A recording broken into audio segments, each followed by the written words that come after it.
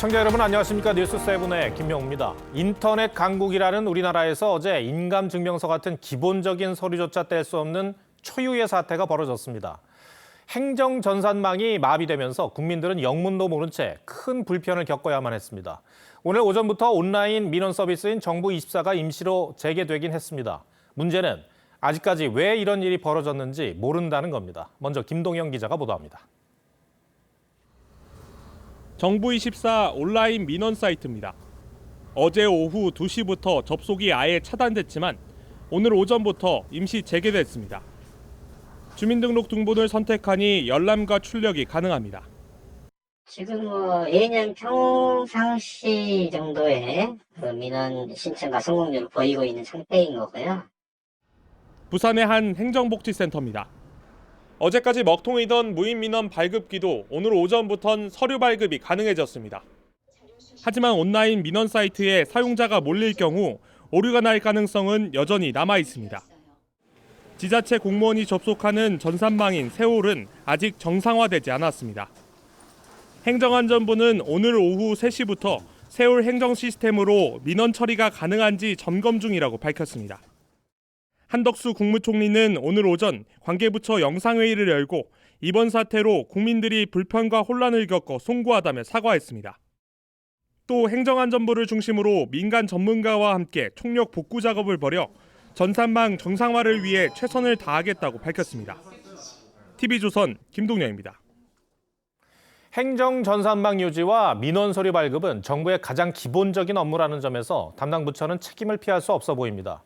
실제로 이번 사태의 경우 기술적인 문제 외에도 행정 시스템 관리에 허점이 드러났다는 지적이 제기되고 있습니다. 이용자가 몰리는 평일에 왜 서버 업데이트를 했는지도 의문이고 먹통 이후에 국민들에게 안내도 제대로 하지 않았습니다. 정부의 부실한 대처는 김다로 기자가 짚어봤습니다. 지난 16일 국가정보자원관리원은 보안 패치 업데이트 작업을 시행했습니다.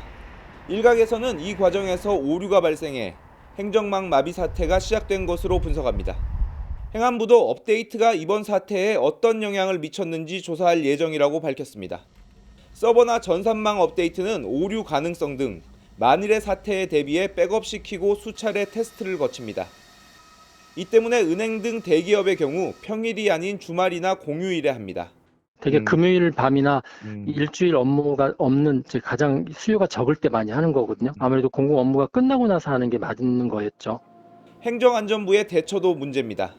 어제 오전 8시 40분쯤 전산망 장애가 발생하고 행정안전부는 낮 12시쯤 전산망이 완전히 복구됐다고 밝혔습니다. 하지만 오후 2시쯤 온라인 민원 서비스인 정부24마저 멈춰서자 행정망 복구가 일과 중에는 쉽지 않다고 입장을 바꿨습니다. 이 과정에서 많은 시민들이 불편을 겪었지만 문자 발송 등 제대로 된 안내 조치가 없어 혼란을 가중시켰습니다. 어려웠죠. 그런 걸 갖다가 알려주는 사람도 없고 한데 그냥. 디지털 정부 홍보를 위해 해외 출장에 나선 이상민 장관은 남은 일정을 취소하고 오늘 조기 귀국해 잠시 뒤인 오후 8시부터 비상대책회의를 주재할 예정입니다. TV조선 김다로입니다. 수능이 끝난 지 이틀 만인 오늘부터 대학별 고사가 본격 시작됐습니다. 생각보다 어려웠던 수능에 역대 최다 재수 3수생까지 대학 가는데 변수가 많다고 합니다. 수험생들이 수시 전형에 몰리면서 주요 대학 논술 시험장이 북적였습니다. 배상현 기자가 현장에 다녀왔습니다. 킬러 문항이 배제됐음에도 어려웠던 수능 탓에 수능이 끝나자마자 줄줄이 이어지는 대학별 고사를 치르느라 수험생들은 숨 돌릴 틈도 없습니다. 시간이 많이 부족했고 표전은 그래도 다행히도 맞춘 것 같아서 혹시나 희망이 있을까 봐 논술을 지원했어요. 오전에 이미 다른 대학교에서 논술 시험을 본 수험생들이 오후 시험을 보기 위해 이곳으로 줄지어 오고 있습니다. 통합 수능 등의 여파로 가채점 결과만으로는 실제 수능 등급을 예측하기 어렵기 때문에 대부분 수험생들은 수시 지원한 대학별 고사에 전부 응시할 계획입니다. 간당간당하게 맞춰서 일단 여기 우여곡절 끝에 오긴 했는데 내일도 서강대도 가고 다음 주에 있는 중앙대도 하나 썼던 것 같습니다. 또 이번 수능은 N수생 비중이 35%로 역대 가장 높았던 만큼 전문가들은 특히 고3 재학생들은 수시 모집에 집중해야 한다고 조언합니다. 수능에서는 대체로 N수생이 더 좋은 성적을 받기 때문입니다. 설사 등급에서 다소 벗어났다 하더라도 불확실한 그 예측성 때문에 가급적이면 논술 면접에 참가하는 것이 바람직할 수 있습니다. 수시 모집 합격자 발표는 다음 달 15일까지고 내년 1월 3일부터는 정시 모집 일정이 시작됩니다. TV조선 배성윤입니다. 오늘 날씨도 매우 추웠습니다만 이 논술 시험의 중요성이 커지다 보니 서울 주요 대학들의 논술 시험장 앞에는 자식들을 걱정하고 응원하는 부모님들의 간절한 기도가 이어졌습니다. 오늘 시험을 치른 각 대학 주변 모습을 고승현 기자가 전해드립니다. 오늘 오전 7시 30분 성균관대학교 앞. 시험 시작까진 2시간이나 남았지만 학교 앞은 벌써 수험생을 태운 차량으로 가득합니다. 성균관대 오전 응시생 수만 3,200여 명으로 수백 대의 차가 몰리면서 학교 인근은 오전 내내 극심한 정체가 빚어졌습니다. 대중교통을 이용한 건 탁월한 선택이라고 생각합니다. 시험 시각이 다가오자 택시에서 내린 학생들은 뛰기 시작하고 자식을 보내는 아버지는 딸의 머리를 두 손으로 감싸 기도를 하고 꼭 안아줍니다. 온 우주의 기운이 우리 아이한테 와서 무조건 합격 화이팅! 오후에도 논술 시험은 이어졌습니다. 수험생을 태운 차량이 끊임없이 들어오는 숙명여자대학교 앞. 오후 논술 시험은 2시 30분부터인데요. 워낙 많은 수험생들이 지원한 탓에 시작 1시간 전인 오후 1시 30분부터 수험생들이 길게 줄을 섰습니다. 재수 안 하도록 최선을 다하겠습니다. 총장님, 저를 뽑아주세요. 오늘 서울 시내에서만 10여 개 학교가 논술이나 면접 등 시험을 치렀는데 내일도 경희대와 서강대 등 9곳에서 시험이 치러질 예정입니다. TV조선 고승현입니다. 네, 밤사이 영하권 날씨에다 눈까지 내려 15중 추돌 사고가 발생하는 등 곳곳에서 미끄럼 사고가 잇따랐습니다. 경북 구미의 한 병원에서는 불이 나 환자 등 90여 명이 긴급 대피하기도 했습니다. 강석 기자입니다. 앞서가던 승용차가 바닥에 미끄러져 빙글빙글 돌더니 다른 차들을 들이받고 멈춰섭니다. 뒤따르던 차량도 이를 피하지 못하고 결국 연소에 추돌합니다. 오늘 새벽 5시 30분쯤 대구 달성군의 한 편도 2차선 도로에서 15중 추돌 사고가 났습니다. 이 사고로 10여 명이 다쳤습니다. 경찰은 영하 3도까지 떨어진 추운 날씨에 일부 도로가 얼어붙으면서 사고가 난 것으로 보고 있습니다. 최초에 한 대 차량이 끌어지면서 빙판길을 가니까 이제 쓰려고 하다 보니까 미끄러진 거예요. 비슷한 시각 울산 남구의 한 고가도로에서는 덤프 트럭이 빙판길에 미끄러지면서 11중 추돌 사고가 발생했습니다. 광주 대구 고속도로 순창나들목 인근에서도 SUV 차량 한 대가 빙판길에 미끄러져 갓길 표지판을 들이받았습니다. 미끌렸다고 하는데 눈이 없어도 도면이 블랙아이스라고 얼어 있잖아요. 오늘 아침 경북 구미의 한 병원에서는 불이 나 3시간여 만에 꺼졌습니다. 이 불로 입원 환자와 직원 등 90여 명이 긴급 대피했고 이 가운데 38명이 연기를 마셔 병원 치료를 받았습니다. TV조선 강석입니다. 서울의 한 아파트에서 70대 노인이 8살 아이가 던진 돌에 맞아 숨진 황망한 소식 어제 전해드렸는데요. 당시 피해 할아버지 곁에 부인인 할머니도 함께 있었던 것으로 알려져 안타까움을 더했습니다. 또 경찰이 조사를 해보니 돌을 던진 현장에 어린이 한 명이 더 있었던 정황이 발견됐습니다. 곽승한 기자가 취재했습니다. 사건 발생 하루가 지났지만 아파트 앞에는 그날 참상의 흔적이 여전합니다. 어제 오후 4시 반쯤 서울 노원구 월계동의 한 아파트 단지 안에서 70대 남성 김모 씨가 8살 초등학생 A군이 떨어뜨린 돌에 맞아 숨졌습니다. 사건 당시 피해자 바로 옆에는 부인도 함께하고 있었습니다.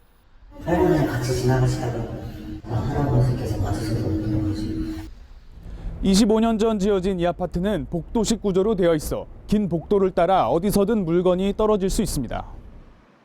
A군이 사는 동은 복도식이 아니어서 경찰은 A군이 돌을 던질 목적으로 복도식 동에 올랐는지도 조사 중입니다.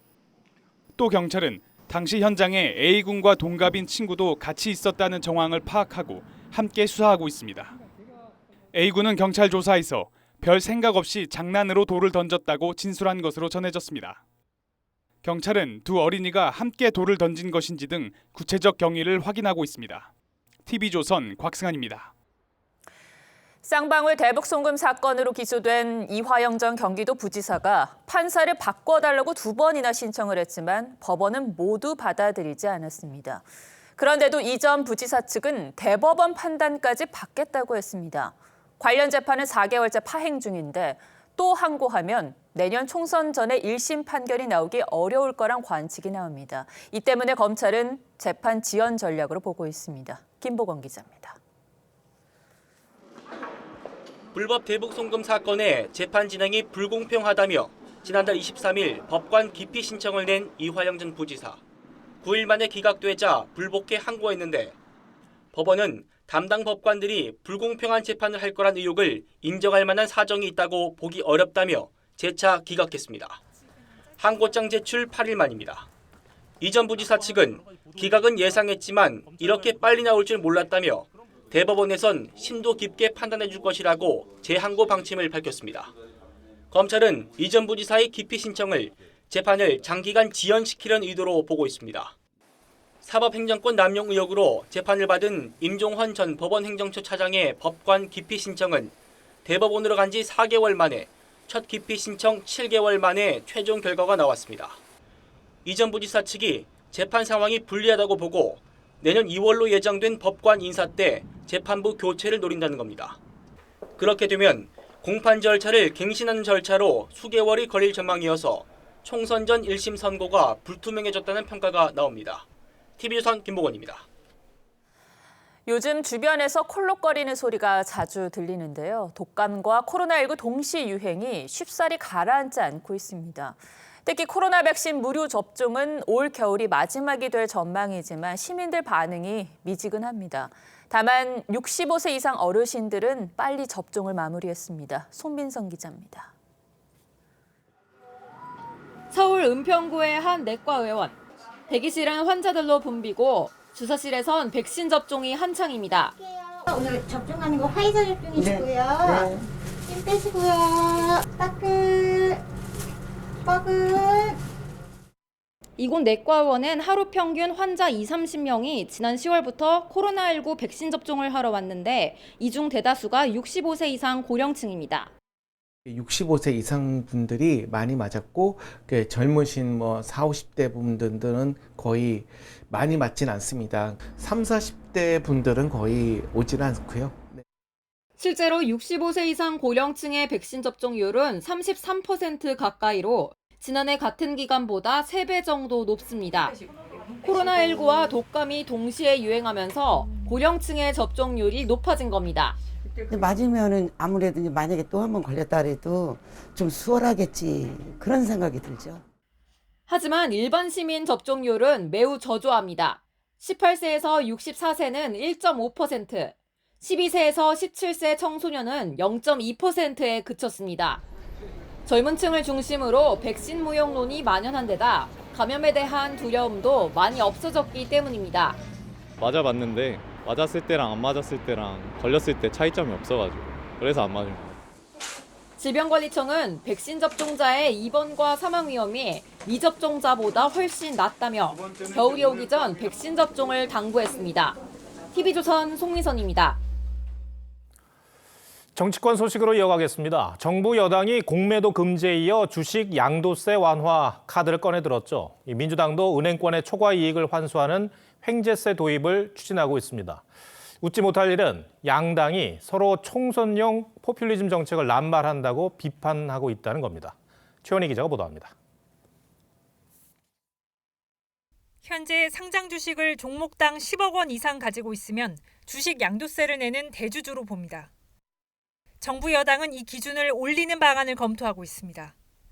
매년 과세 기준일인 연말을 앞두고 큰손들이 양도세 부담을 피해 매물을 쏟아내면서 주가가 급락해 개인 투자자들의 불만이 컸기 때문입니다. 하지만 가뜩이나 세수 부족에 허덕이는 정부가 또 하나의 부자 감세를 만든다는 비판이 나옵니다. 최악의 세수 상황을 더 악화시킬 수 있다는 국민적 우려가 증폭되고 있습니다. 김포 서울 편입에 이은 무책임한 던지기식 정치입니다. 이에 맞서 민주당도 횡재세를 사실상 당론으로 추진 중입니다. 고금리 시대에 은행들이 서민 고통 분담에 나서야 한다며 일정 이상의 이자 수익을 거뒀을 경우 40%를 넘지 않는 범위 내에서 기여금을 내라는 겁니다. 하지만 이미 법인세를 내고 있는 은행들에게 이중과세가 될 수 있고 역으로 은행이 손실을 보면 국가가 보전해 줄 것이냐는 비판이 나옵니다. 사실상 내년 총선을 겨냥한 포퓰리즘 법안입니다. 은행권의 초과 이익 문제는 신중하게 다루어야 합니다. 여야 모두 정교하지 못한 총선용 포퓰리즘 정책이라고 서로 비판하지만 총선이 가까워질수록 표심 앞에 여야가 야합할 수 있다는 우려도 나오고 있습니다. TV조선 최원입니다. 네, 민주당이 내년 총선을 앞두고 2030 세대를 겨냥해 만든 현수막이 청년 비하 논란을 불렀습니다. 정치와 경제는 모르지만 잘 살고 싶다는 취지의 문구가 문제가 된 건데 한마디로 청년들을 무식한 사람들로 보느냐는 비판이 불거진 겁니다.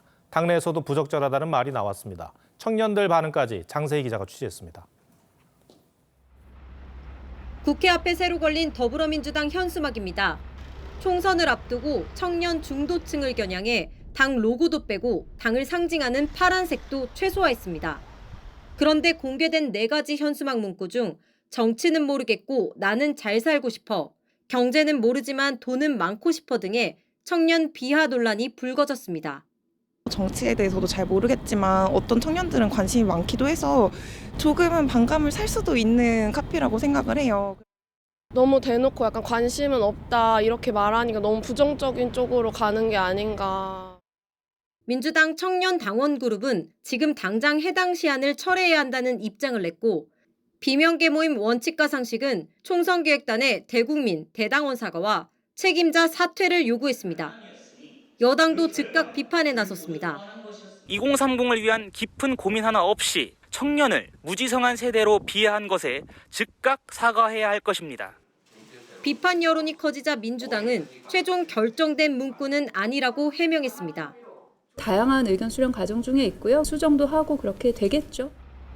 민주당 내에서도 정책과 혁신 경쟁에서 여당에 밀린다는 지적이 나오는 가운데 새롭게 준비한 현수막마저 청년을 위한 정책과 대안도 없이 무심한 담겼다는 비판에 직면했습니다. TV조선 장세희입니다. 네, 이준석 전 국민의힘 대표가 지지자들의 이름과 연락처 등을 수집하며 본격적인 세력화에 나섰습니다. 사실상 신당 창당을 위해 필요한 인원을 모집하고 있다는 걸 공개적으로 드러낸 겁니다. 야권에선 조국 전 장관이 대통령 탄핵을 꺼내들었죠.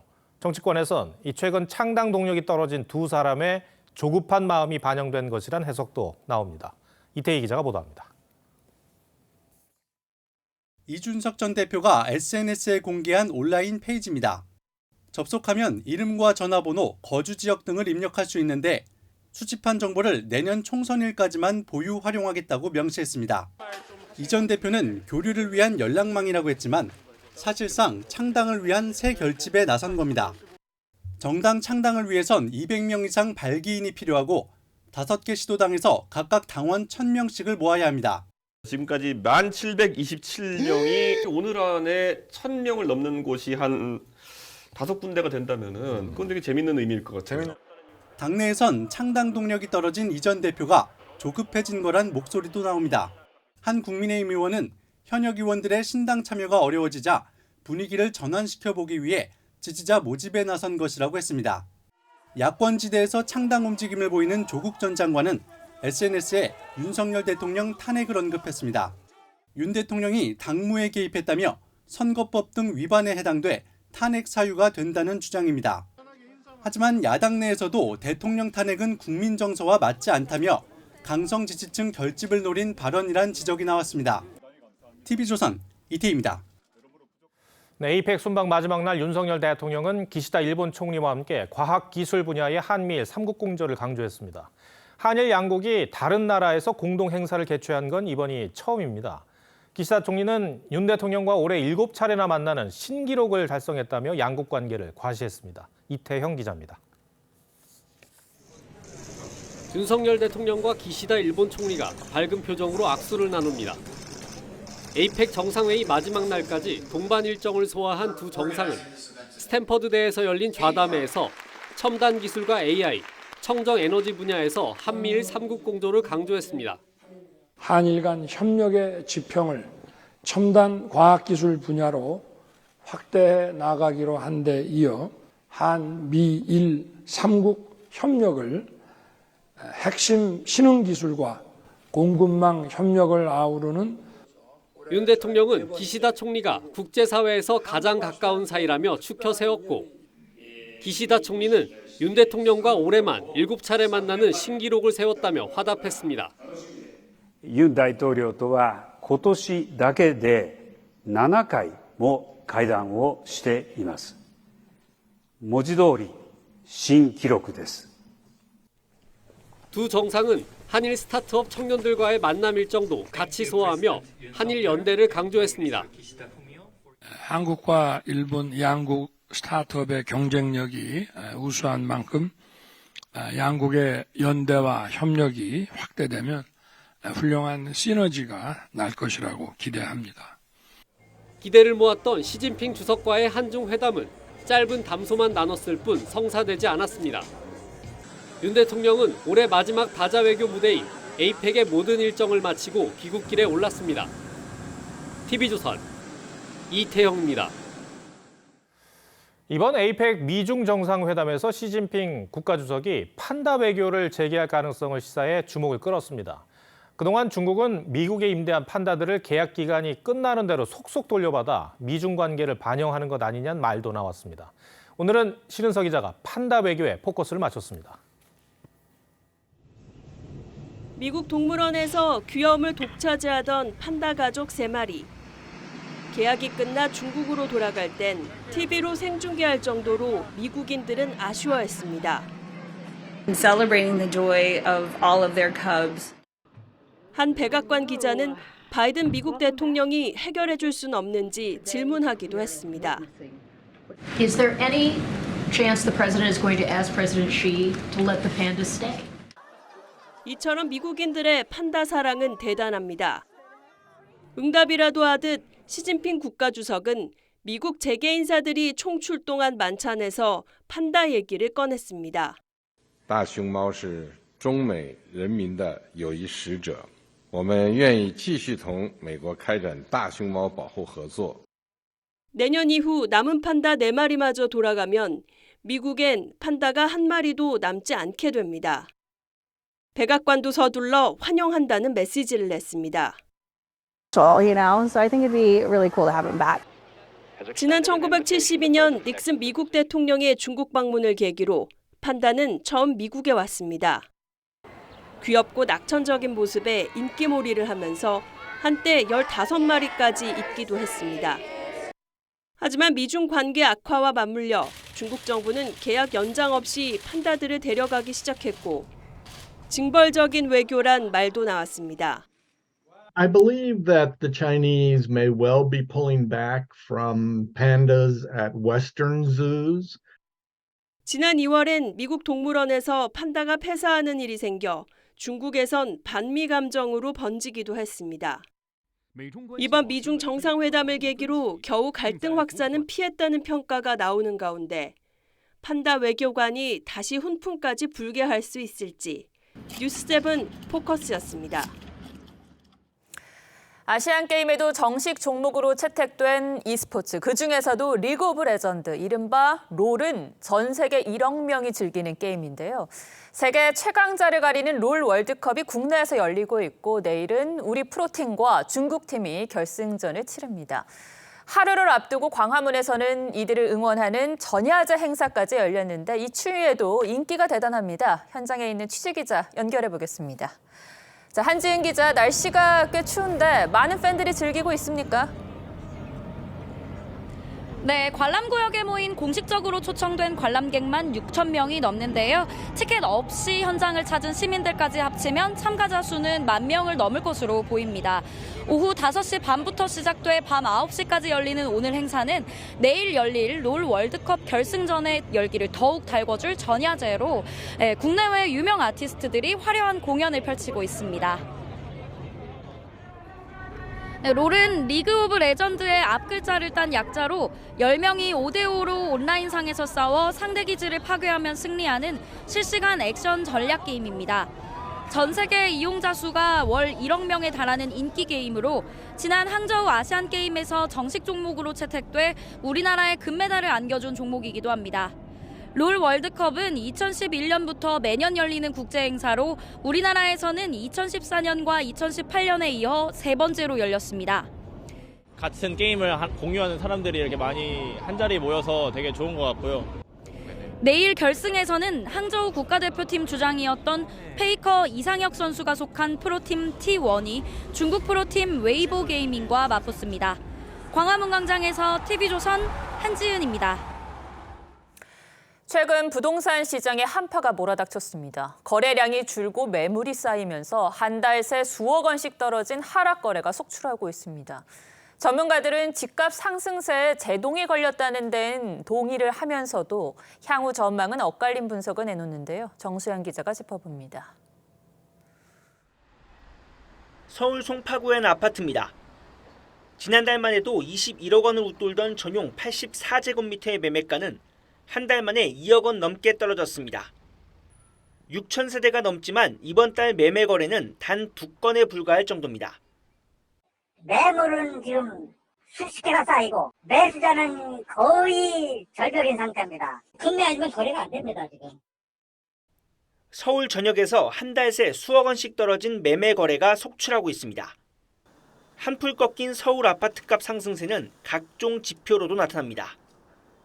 서울 아파트 실거래가 지수는 9개월 만에 하락세로 전환했고 매매 가격 상승폭도 한 달 전과 비교하면 절반 수준으로 깎였습니다. 서울 아파트 상승세를 이끌던 강남구도 29주 만에 상승세 마침표를 찍었고 서울 외곽 지역인 노원구와 강북구는 2주 연속 하락세입니다. 서울 집값은 당분간 조정기를 겪을 거란 전망입니다. 저리의 정책 자금 대출도 일부 중단되면서 실수요자들이 관망세로 접어든 거로 분석이 되고요. 전형적인 조정 국면으로 들어간 것으로 분석이 됩니다. 내년 집값의 향방을 두고는 최대 30%까지 떨어질 수 있다는 우려까지 나오는 가운데 전문가들 사이에선 전셋값이 오르고 있고 공급 부족 우려가 여전해 급격한 하락 가능성은 크지 않을 거란 반론이 나옵니다. TV조선 정수양입니다. 중국산 먹거리 문제는 이어져 왔지만 그 신뢰도가 급격하게 떨어지고 있습니다. 얼마 전 중국 칭다오 맥주 공장에서 소변을 보는 영상이 공개되고 고양이 고기를 양고기로 속여 팔았다는 뉴스까지 나오면서 국내 소비에도 직격탄을 맞았습니다.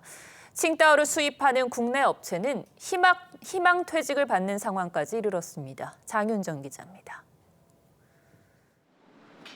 서울 광진구 양꼬치 거리입니다.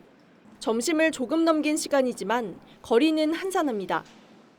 가게 앞에 쌓인 빈 맥주 상자에서도 중국 맥주는 찾아보기 어렵습니다.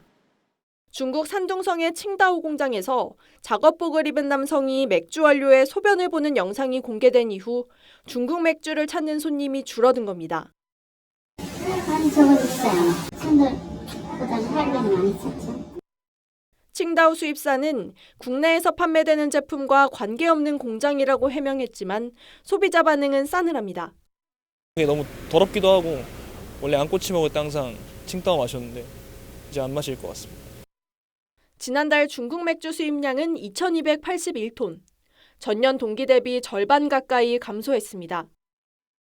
이게 글로만 본 게 아니고 영상으로 직접 본 거라서 더 역한 게 좀 와닿았던 것 같아요.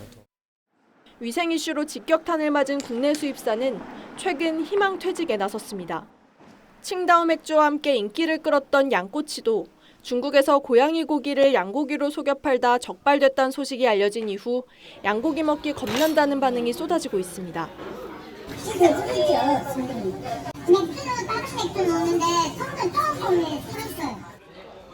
잊을만 하면 터지는 중국발 먹거리 괴담이 국내 소비자들의 마음까지 얼어붙게 하고 있습니다. TV조선 장윤정입니다. 네, 마트나 식당에 가면 물가가 오른 게 확 느껴지죠. 여기에 더해서 가격은 놔둔 채 제품의 양을 줄이거나 서비스의 질을 떨어뜨리는 꼼수 인플레이션이 극성입니다. 막을 방법은 없는지 산업부 이정현 기자와 따져보겠습니다. 자, 이 기자, 꼼수 인플레이션 주로 어떤 것들이 있습니까? 네, 대표적인 게 가격은 그대로 두고 제품 용량을 줄이는 슈링크플레이션입니다. 줄인다는 의미의 슈링크와 물가 상승을 뜻하는 인플레이션을 합친 말입니다. 맥주나 참치 통조림은 한 캔 용량을 슬쩍 줄였고 냉동만두와 핫도그는 한 봉지당 개수를 줄이기도 했습니다. 네. 그런데 최근엔 양은 그대로 놔두더라도 값싼 재료를 써서 제품의 질을 낮추거나 서비스의 질을 떨어뜨리는 스킨플레이션이 논란의 중심으로 떠올랐습니다. 오렌지 주스의 과즙 함량을 줄이거나 치킨에서 단가가 싼 튀김기름을 쓰는 식입니다. 눈속임으로 사실상 가격을 올린다는 논란을 키우는 거죠. 그러니까 주스의 과즙 함량까지 일일이 하나하나 따져야 하는 그런 상황이 된 건데 요즘 서비스도 예전만 하지 못하다는 생각이 드는데 같은 선상에서 바라봐야 할까요? 네, 그렇습니다. 호텔에서 손님이 여러 날 묵는 경우엔 침대 시트를 매일 갈지 않거나 무료로 해주던 샴푸 서비스에 별도로 요금을 받는 미용실이 늘어난 것도 비슷한 맥락입니다. 최근엔 한 식당이 손님에게 물티슈로 식탁을 닦아달라고 해서 논란이 됐습니다. 가격에 이런 부분들이 직접 반영이 됐을 때 소비자들이 이제 가격 저항력이 생기면 이제 구매로 연결되지 않기 때문에 가격이 인상되지 않는 것처럼 보이려고 하는 것들이 이런 원인의 가장 큰 원인이라고 생각이 됩니다. 네, 방금 전문가가 이야기했듯이 아무래도 금액 자체를 올리면 소비자가 바로 부담을 느낄 테니 기업들은 이런 선택을 할 수밖에 없겠지만 오히려 소비자 입장에서 더 속았다는 느낌이 드는 것도 사실이에요. 네, 업체들은 원재료값부터 인건비까지 다 급등했기 때문에 어쩔 수 없다는 건데 소비자들의 저항을 감안해서 눈속임으로 소비자에게 비용을 전가한다는 비판은 피할 수 없습니다. 또 원자재 가격이 오를 땐 제품 가격을 곧바로 올리면서 비용이 내려갈 땐 가격을 다시 낮추지 않는 기업들의 탐욕을 두고 그리드플레이션이라는 말까지 나옵니다. 장기적으로 기업의 신뢰를 훼손시킬 수 있다는 지적입니다. 상황이 이렇자 정부는 이달 말까지 슈링크플레이션의 실태를 조사하고 대책을 내놓겠다고 했습니다. 정직한 판매 행위가 아니며 소비자 신뢰를 저해할 수 있기 때문에 정부에서도 이를 중요한 문제로 엄중히 인식하고 있습니다. 네, 그런데 이게 사실 말 그대로 꼼수지 법을 어긴 건 아니잖아요. 이 막을 방법이 있습니까? 네, 소비자들의 품질의 변화를 바로 알 수 있도록 하게 한 해외 사례를 살펴볼 필요가 있습니다. 프랑스에선 가격은 유지하고 제품 용량이 줄어든 제품에 9월부터 슈링크플레이션 경고 딱지를 붙이고 있습니다. 브라질은 지난해부터 제품의 양이 달라질 때 소비자에게 6개월간 알리는 걸 의무화하고 있고 독일을 비롯해 관련 법안을 추진하고 있는 나라도 잇따르고 있습니다. 네, 우리 정부도 실태 조사에 그치지 않고 이렇게 소비자를 우롱하는 행태에 대해서는 단호한 대처도 필요해 보입니다. 이 기자 잘 들었습니다.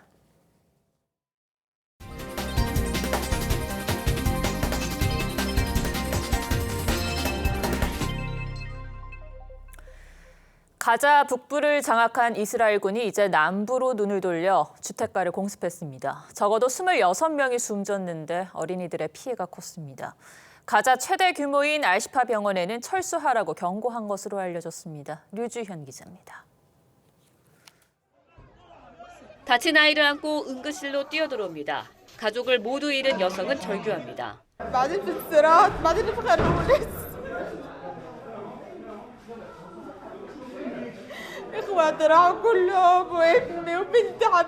이스라엘군이 가자지구 남북 한 유니스 주거지에 공습을 감행했습니다. 최소 26명이 숨졌고 희생자 대부분은 어린이였습니다. 가자 북부에 이어 남부 공격에도 노골적으로 나선 겁니다. הדבר הזה יקרה בכל מקום שבו נמצא חמאס, והוא נמצא גם בדרום הרצועה. 이스라엘군은 며칠째 수색 중인 알시파 병원은 대피하라고 통보해 중환자 등 7천여 명이 공포에 휩싸인 것으로 알려졌습니다. 다만 미국의 요청에 따라 가자지구에 이틀마다 14만 리터의 연료 반입은 허용했습니다. 위생과 통신 유지에 필요한 최소 양이라는 건데 실제 먹통이 됐던 통신 일부는 복원됐습니다. שאנחנו רוצים למנוע התפשטות של מגפות. 사우디 방송은 이스라엘과 하마스가 인질 50명씩 석방하고 사흘 동안 휴전하는 합의에 근접했다고 보도했습니다. 미 백악관도 바이든 대통령이 카타르 국왕과의 통화에서 인재 석방의 시급성을 논의했다고 전했습니다. TV조선 류주현입니다.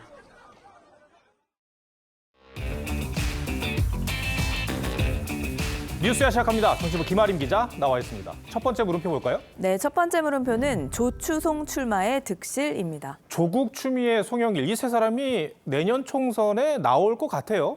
네, 세 사람 모두 최근 출마를 시사했는데요. 조 전 장관은 비법률적 명예회복을 언급한 뒤 문재인 전 대통령을 만났고요. 북콘서트 활동도 이어가고 있죠.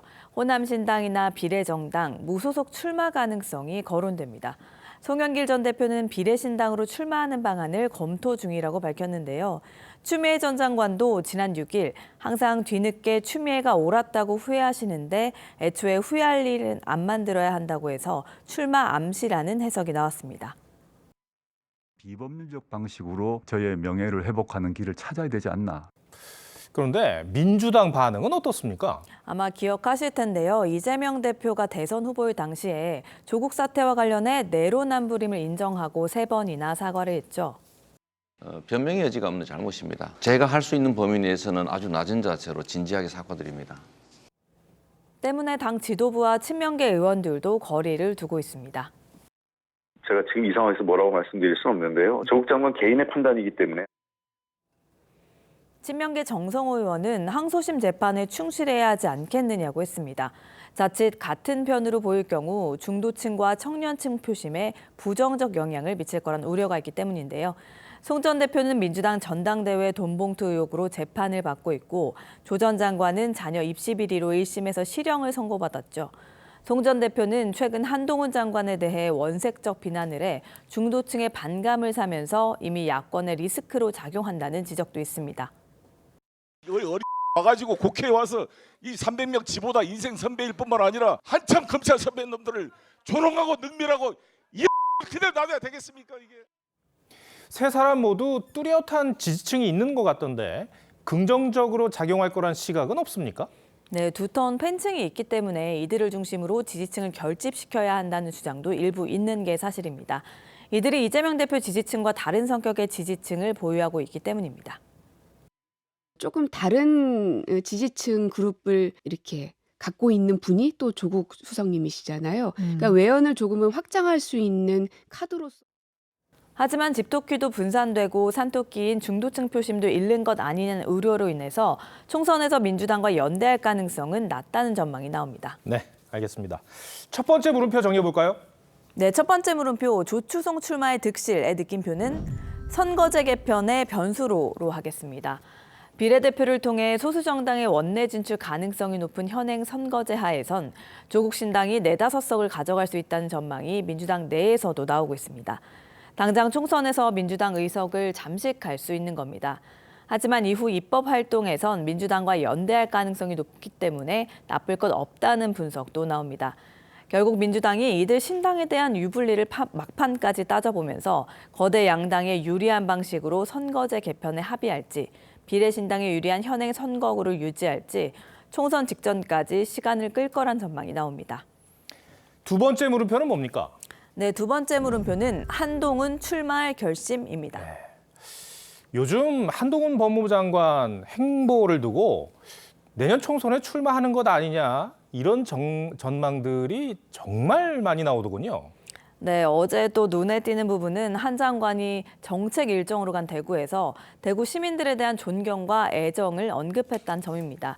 당초 7시 서울행 기차를 탈 예정이었는데 시민들의 사진 촬영 요청이 이어지면서 열차 탑승을 3시간 미룬 걸로 알려졌습니다. 대구 시민들을 대단히 깊이 존경해 왔습니다. 단 한 번도 적에게 이 도시를 내주지 않으셨고요. 자유민주주의 위해서 끝까지 싸워서 이긴 분들이기 때문입니다. 한 장관의 대구 방문은 지난 6월 대구 변호사 사무실 방화 희생자 조문 이후 2번째인데요. 예정됐던 일정이지만 총선을 앞두고 한 장관 출마를 요구하는 목소리가 높은 상황에서 이뤄진 방문이라 사실상 한 장관의 등판이 임박했다는 분석이 나옵니다. 이 시점에 대구를 찾은 건 이준석 전 대표를 의식한 행보라는 그런 얘기도 나오던데요. 네, 그렇습니다. 이 전 대표가 연일 신당 가능성을 언급하는 상황에서 대구 출마를 시사하는 발언도 나왔죠. 이 전 대표의 신당 바람을 상쇄하는 효과도 있을 겁니다. 최근 선호하는 지도자 여론조사에서 이재명 대표에 이어 2위를 기록한 한 장관은 서울과 대구에서는 이 대표를 앞서기도 했습니다. 사람 속마음이 알 수 없겠습니다만 본인은 출마 의지를 굳혔다고 저희들이 봐도 될까요? 한 장관은 총선에 출마할 거냐는 질문에 총선이 국민 삶에 중요한 것은 분명하다면서도 정책을 잘 정비하는 게 더 중요하다며 즉답을 피했는데요. 여지를 남겼습니다. 여권에서는 장관님의 총선 요구가 조금 강한데 어떻게 생각하시나요? 의견은 많을 수 있습니다. 배우자 진은정 변호사의 봉사활동 모습이 취임 1년 6개월 만에 공개된 것도 출마 수순이란 해석이 나옵니다. 네, 조심스럽긴 합니다만 만약에 한 장관이 출마 선언을 한다면 언제쯤이 될 수 있을까요? 출마 시기는 법무장관 후임 인선 검증 작업과 맞물릴 것으로 보이는데요. 출마를 위한 공직자 사퇴 시한은 내년 1월 초로 그 전까지 지역 일정을 이어가지 않겠냐는 전망이 나옵니다. 여권 내에선 벌써부터 한 장관이 총선에서 출마에 역할을 한 뒤 고용노동부 장관으로 윤 정부 국정과제인 노동개혁을 했으면 좋겠다 이런 목소리도 나오고 있습니다. 네. 두 번째 물음표도 정리해 주시죠. 네, 두 번째 물음표 한동훈 출마할 결심의 느낌표는 유권자의 뜻대로로 하겠습니다. 네. 여권에선 대중적 인지도와 메시지 영향력이 높은 한 장관이 총선에서 바람을 일으켜주길 바라고 있죠. 한 장관도 각종 여론조사나 외부 활동을 통해 시민들의 지지를 확인하고 있는 걸로 보이는데요. 조만간 최종 결심을 할 걸로 보입니다. 알겠습니다. 김한림 기자, 잘 들었습니다.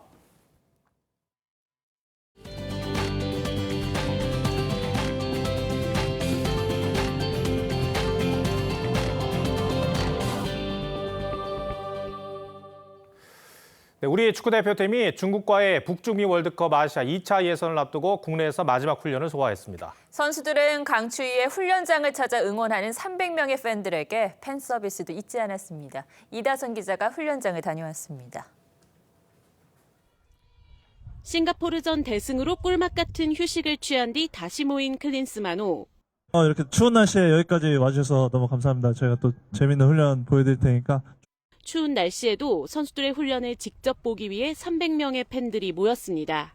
손흥민과 이강인, 황희찬 등 동경하던 선수들의 훈련이 시작되자 추위는 까마득히 잊었습니다. 추위 다 없어졌습니다. 저 너무 뜨거워요. 너무 다 잊었습니다.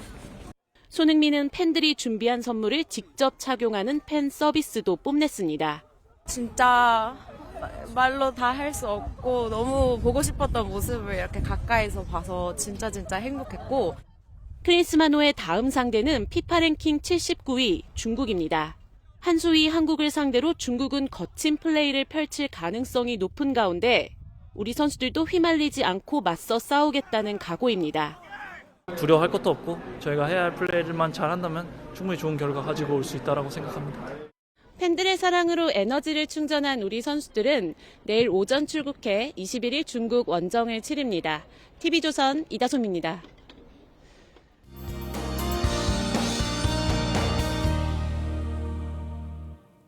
오늘 두꺼운 겨울 외투를 입고도 추위가 고스란히 느껴질 만큼 찬바람의 기세가 매서웠습니다. 내일 낮부터는 기온이 크게 오르면서 추위의 기세가 한풀 꺾일 텐데요. 단 내륙을 중심으로는 여전히 영하권 추위를 보이는 곳이 많겠고 빙판길에 유의하셔야겠습니다. 동쪽 해안을 중심으로는 강풍주의보가 또 일부 동해안을 중심으로는 건조주의보가 발효 중입니다. 내일 영동을 포함한 중부와 전라 서해안, 경북에서도 강풍이 전망되는데요. 시설물 관리 잘해주시고 불조심하셔야겠습니다.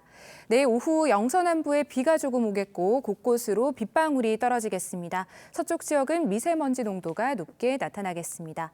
내일 아침 기온은 서울이 영상 1도, 창원 영상 2도 예상되고요. 오늘보다 높겠습니다.